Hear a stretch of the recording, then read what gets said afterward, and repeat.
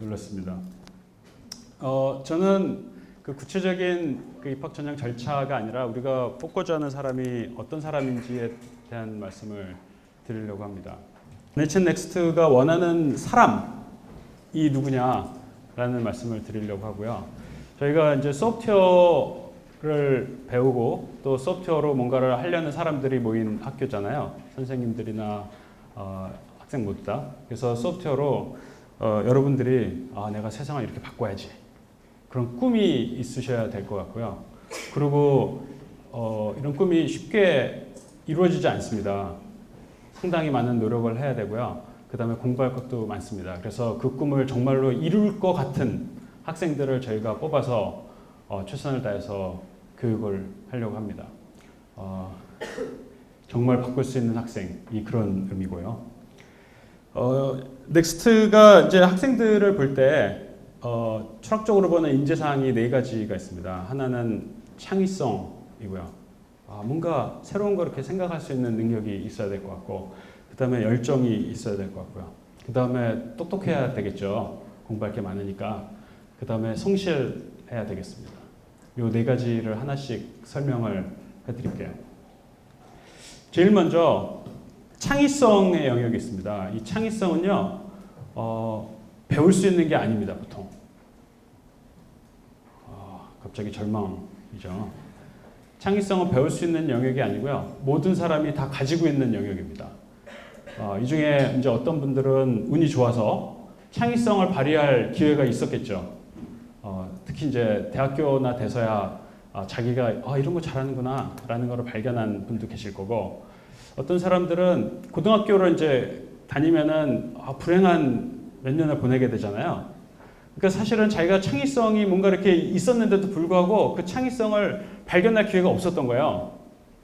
창의성이 없는 거는 없는 게 아니라 아직 찾지 못한 겁니다. 여러분의 잘못이 전혀 아니고요. 여러분들이 나름대로 가지고 있는 창의성이, 예를 들어서 그게 이제 우리가 소프트웨어를 만드는 거일 수도 있고, 아니면은 뭐 어떤 상품을 생각하는 능력일 수도 있고, 또 어떤 경우에는 뭐 게임을 잘하는 능력일 수도 있고, 또 어떤 경우에는 뭐 뭐든지 다 되겠죠. 그런 거를 다 가지고 계십니다. 그 창의성이 하필이면 소프트웨어랑 상당히 관련이 있어가지고 우리가 세상을 조금 더 좋은 쪽으로 바꿀 수 있으면 좋겠다라는 게 저희 생각이고요. 여러분들이 다 그런 걸 가지고 있다는 거를 무조건 믿습니다. 공부를 잘하는 분이나 아닌 분이나. 당연히 그렇고요. 그렇잖아요. 그렇게 생각하는 게 기분이 좋잖아요. 우선. 그래서 창의성에 대해서는 저희가 평가하는 대상이 아닙니다. 운이 좋아가지고 어떤 사람은 자기가 창의적인 뭔가를 해서 성과가 있었어요. 그럼 참 고맙죠. 근데 그렇지 않아도 저희가 입학 때 이 사람은 그런 게 없어.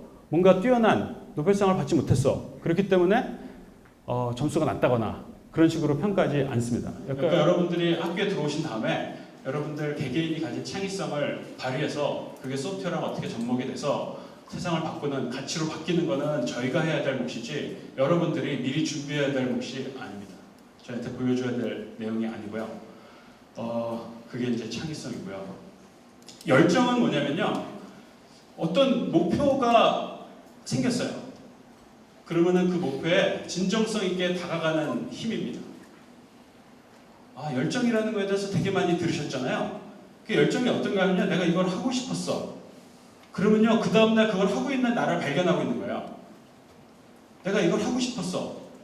그런데 다음날이 됐는데 하고 있질 않아. 그럼 좀 이상하죠. 특히 젊을 때는 뭘 하고 있으면은 그걸 하고 있는 나를 발견하고 있어야 됩니다. 그게 열정이고요. 열정이라는 것이 재미로 오려면요, 뭔가를 배워야 됩니다. 내가 내일 또 내가 얼마 있다가 뭔가가 돼 있는 나를 그리고 있었어요. 그럼 그 다음날 이제 그걸 하고 있어야 되잖아요. 하고 있는데 그거를 하기에는 내가 배운 게 너무 없어. 안타깝겠죠. 그러면 분명히 공부하고 있는 나를 발견하고 있게 돼요. 우리가 이전에 해왔던 여러 가지 일들에 다 이런 구석이 분명히 있었을 겁니다. 그게 이제 남들이 볼 때 상당히 가치로운 거일 수도 있고, 또 다른 사람이 볼 때는 야, 왜 쟤는 저런 걸 하고 있냐 이런 거일 수도 있겠죠. 근데 자기가 뭔가 열정을 가지고 있었다면은 그걸 하고 있었을 거고, 그 다음에 그 와중에 뭔가를 배우고 있었을 거고, 그 다음에 뭔가 해낸 자기를 발견하고 있었어야 돼요. 아, 이렇구나. 그리고 아마 자랑도 하고 싶었겠죠. 친구한테 보여주고 싶었을 거예요. 그게 이제 친구가 그걸 관심이 없었다 그러면은 어떤 사람들은 그런 거를 어떤 대회, 그런 걸 봐주는 사람들이 있잖아요. 그런데 들고 나갔었겠죠. 뭐 그런 것도 있고 아닌 것도 있어요. 꼭 대회 나가서 상을 받아야 되는 건 아니니까. 아, 내가 열정을 가지고 진정성을 가지고 뭔가를 했는데 그 와중에 어떤 배움이 일어났고 그것이 다른 사람한테 어떻게 평가를 받았고 하는 부분이 우리가 열정입니다.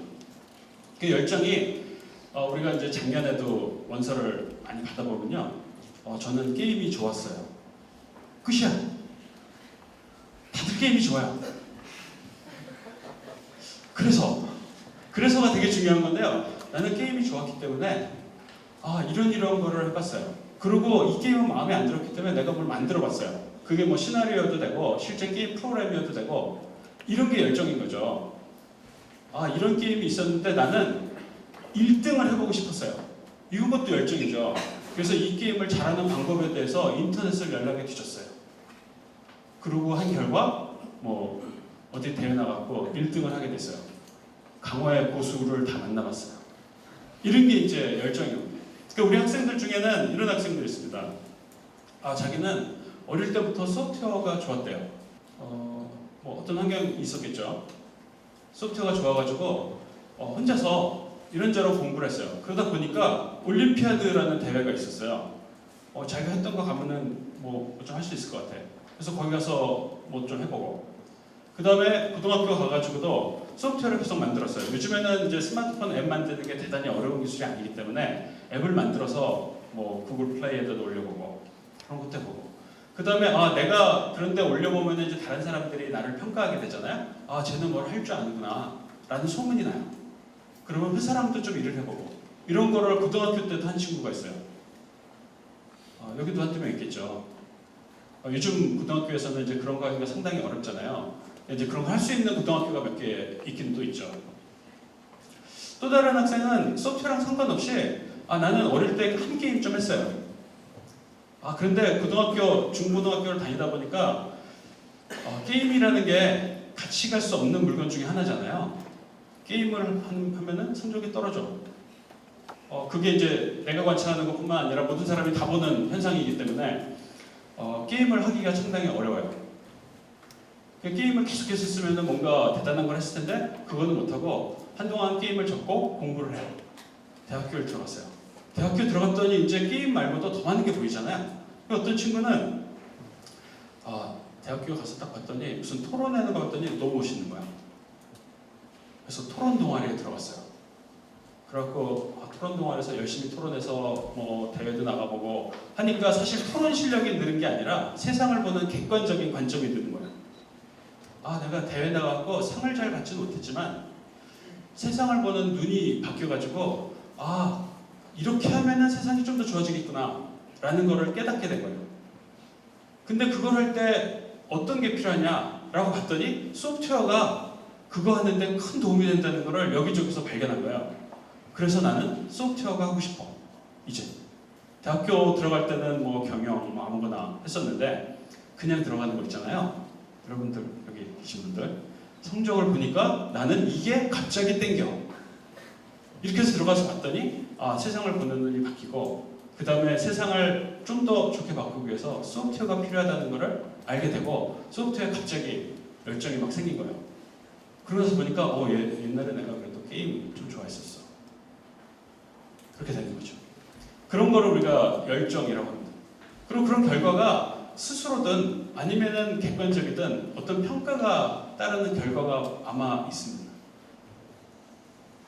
그거가 학업계획서에 드러나야지 이 사람은 정말 열정이 있었구나 라고 저희가 느끼게 되는 겁니다. 세 번째는 스마트함입니다. 스마트함은 멋져 보이는 말인데요. 저희가 그냥 얘기하기를 애가 좀 똘똘해야지 되지 않냐 그겁니다. 소프트웨어가요 상당히 자주 바뀝니다. 여러분들이 아마 소프트웨어를 조금 해보신 분이 있으시다면은 C 언어도 있고요, 자바도 있고, 안드로이드도 있고 이런 것들이 계속 있는 게 아니라 바뀌어갑니다. 새로운 뭔가가 어느 날 갑자기 나오죠. 누군가가 열심히 준비해놨던 게 짠 하고 나타나면은 그쪽으로 확 쏠려가기도 하고 또 옛날에 있던 게 그냥 그럭저럭 가기도 하고 변화가 엄청나게 많습니다. 이 변화가 있다는 것은 내가 이 바닥에서 살아남기 위해서 또 이 바닥에서 큰 변화를 일으키기 위해서 무지하게 많은 공부를 해야 된다는 걸 의미합니다. 그거는 이제 산업 얘기고요. 그런 변화가 일어나는 환경에서 우리가 할 수 있는 건 뭐냐면은 다양한 소프트웨어를 배워나가는 겁니다. 그리고 생각하는 방법을 배우는 거예요. 우리가 문제를 해결하는 여러 가지 방법이 있는데 이 방법도 있고 이 방법도 있고 이 방법도 있어. 각자 가장 잘 맞는 방법으로 배워나가겠죠. 똑똑함이라는 건, 스마트함이라는 건 뭐냐면요. 어떤 배움을 가장 효과적으로 해나가는 능력을 우리가 스마트함이라고 합니다. 여러분들이 스마트하다는 걸 그러면 어떻게 우리가 확인할 수 있냐? 쉽게 얘기하면 이런 거죠. 수능을 봤는데 언수의 1등급이야. 학업기획서 이제 성적만 쓸 수가 없으니까 다른 걸 좀 써야 되겠죠. 나는 바이올린 천재야. 아쉬운 대로 피아노는 이만큼 쳤었고 그런 사람이 있습니다. 분명히 우리 합격생 중에. 아니잖아요. 그래서 그거 말고 또 뭐가 있냐 보면은 나는 성적은 최고 수준은 아니에요. 1등급, 1등급, 1등급 이런 거 아니에요. 1등급짜리 한 개쯤 있어요. 그 1등급짜리 한 개 없는 사람도 있고. 그런데 나는 수학을 딱 봤더니 내가 학교에서 보는 그런 수학 있잖아요. 문제 풀이 수학. 이거는 나랑 정말 안 맞아. 나는 보니까 수학을 학교 교과서에 있는 거 말고 새로운 프레임으로 이해해가지고 문제를 계속 풀어왔었어. 그러다 보니까 이런 시험에서는 그래도 성적이 좀 괜찮았었는데 이런 데서는 성적이 좀 아니야. 그래서 결과적으로 딱 나타난 성적은 수학도 3등급밖에 안 돼. 4등급밖에 안 돼. 이런 친구들도 있어요. 그런데 나는 수학에 진짜 자신 있어. 그런 친구들도 똑똑할 가능성이 분명히 있는 거죠. 저희가 면접 때 확인을 합니다. 문제를 내봐요. 이 문제를 어떻게 이해하는지 해보면은 그 친구뿐만 아니라 상당히 많은 친구들이 저희가 이제 이런저런 문제를 내보면은 우리가 아마 답을 이렇게 얘기할 거라고 하는 예상이 있잖아요. 그 예상과 전혀 다른 프레임으로 문제를 해석하고 푸는 훌륭한 친구들이 있습니다. 그러니까 이 사람들은 사실은 제도권 교육이 잘 수용을 못했던 사람인 거죠. 이런 사람들을 아마 여러분들은 천재라고 생각할 수도 있는데 그럴 수도 있고 아닐 수도 있습니다. 그 경우 말고 또 다른 것도 있죠. 나는 새로운 프레임 이런 거 잘 몰라. 그런데 내가 어느 날 갑자기 대학을 제대로 가야 되겠다고 결심을 했어. 그 순간 내 150명 중에 100등 하던 내 성적이 3학년 1년 동안 공부를 쭉쭉쭉 했더니 거의 1등급 수준으로 올라갔어. 사실 이런 거는 대단한 능력이잖아요. 내가 공부를 하면 된다는 거를 증명하는 거죠. 그런 거여도 됩니다. 그러니까 스마트함이라는 거는 이 사람이 어떤 계기가 있을 때 또 어떤 열정이 자기한테 느껴졌을 때 그거를 빨리 배워갈 수 있는 능력이고요. 저희가 원하는 스마트함이라는 건 뭐냐면은 소프트웨어에 필요한 스마트함이면 그게 좀 좋겠다라는 겁니다. 왜냐면은 소프트웨어를 하려면요 수학이 조금 필요합니다. 아마 수학이랑 상관없는 인생을 살아오신 분들이 꽤 계실 수도 있는데 수학적 능력, 그 수학이라는 게 아주 정확하게 우리 수학에서 얘기하는 여러 가지 그 주제들 그런 걸 수도 있고 그거랑 조금 상관없는 추상적인 걸 수도 있는데 수학적, 논리적 이런 능력이 스마트함의 근간을 이루고 있어야 되는 것만은 틀림없습니다. 그래서 아까 우리 박상희 선생님이 말씀하셨는데 면접 때 우리가 확인하고자 하는 것은 뭐냐면요. 여태까지 뭘 배웠냐 그게 아니라 이 사람이 문제를 해결하기 위해서 접근하는 방식이 뭐고 또 우리가 힌트를 줬을 때 그 힌트에 어떻게 반응하고 어떻게 빨리빨리 배워나가는지 이런 거를 평가하려고 합니다. 그게 스마트함이고요. 성실함은 뭐냐면은 어떤 열정이 있는데요. 그 열정이 정말 진정성 있는 열정이었다면은 사실은 일주일 뒤에도 하고 있었어야 되죠. 그거 중요합니다. 열정이 들락날락해요. 들었다 놨다 들었다 놨다. 이러면은 이게 잘 안 되죠. 그러니까 요거 찔끔 저거 찔끔 이런 식으로는 잘 안 되는 겁니다. 성실함이라고 하는 것은 열정이 지속 가능하게 만들어지고 그 지속성을 유지하게 하는 힘이고요.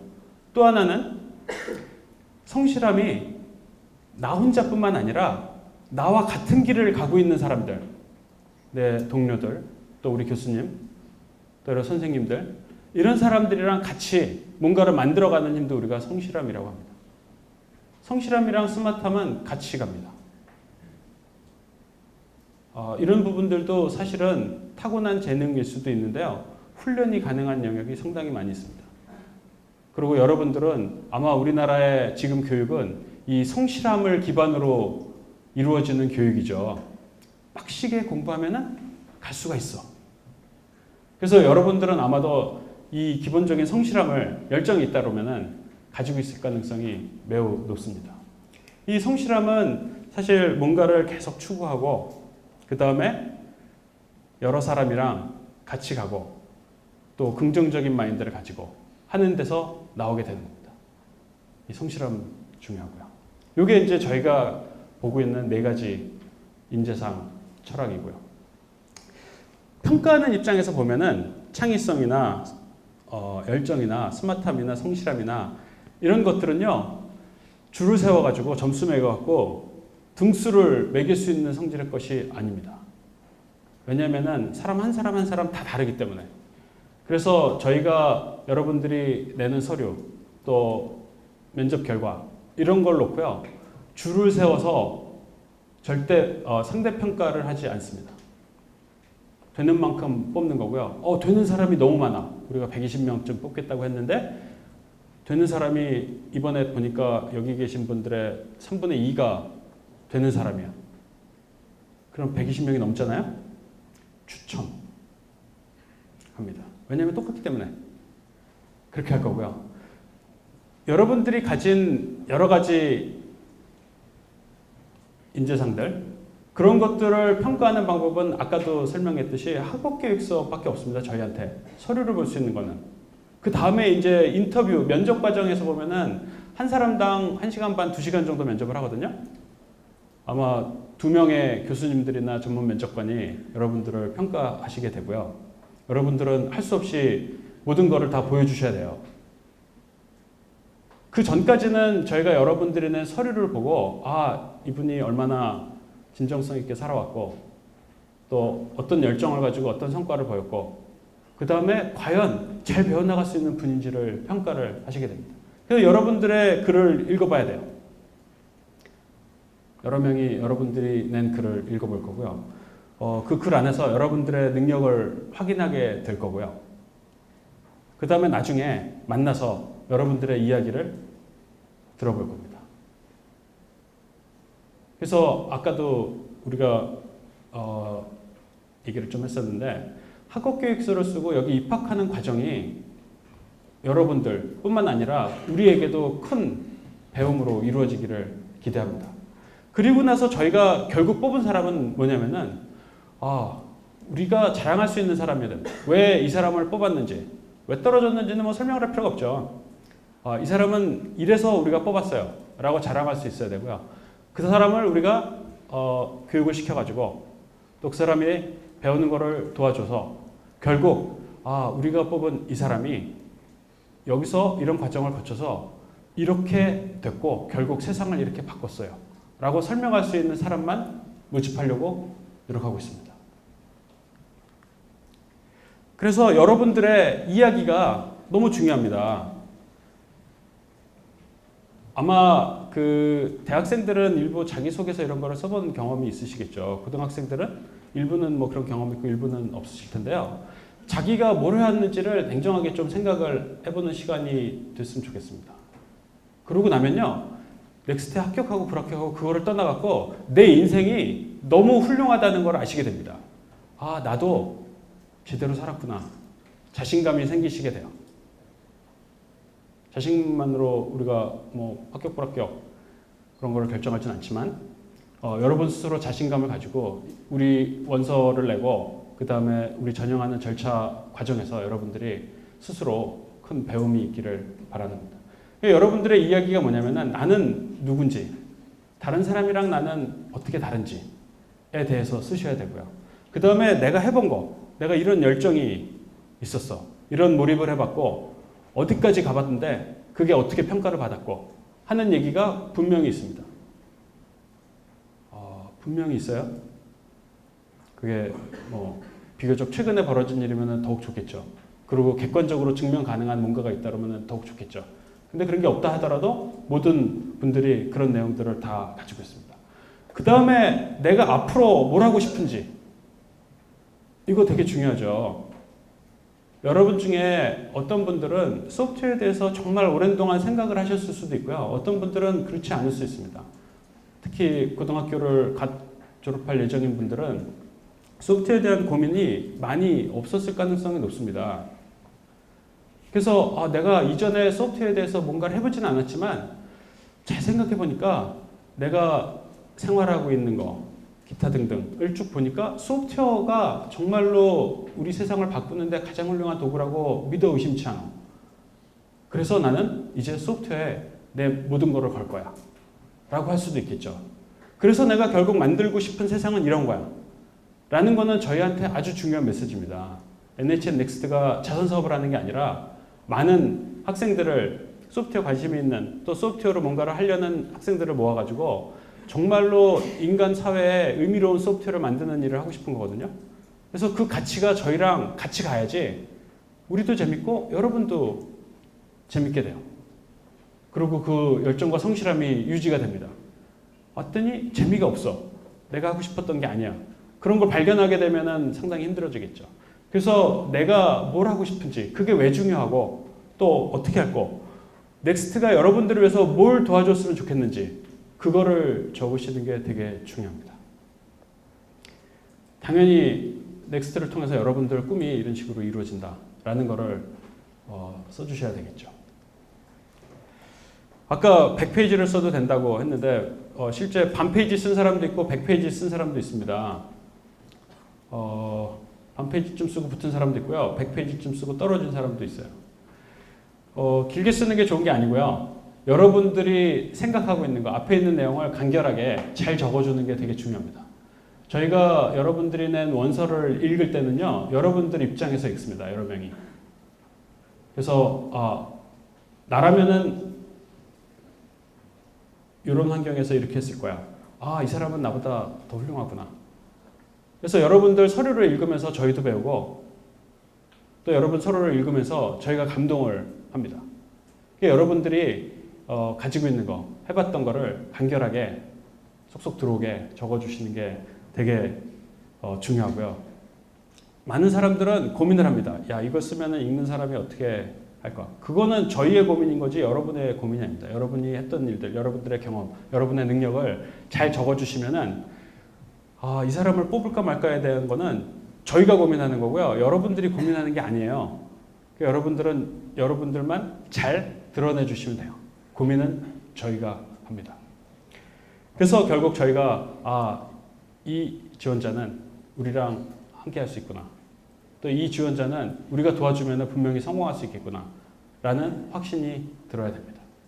그게 저희가 뽑고자 하는 인재상과 저희가 선발하는 철학입니다. 고맙습니다.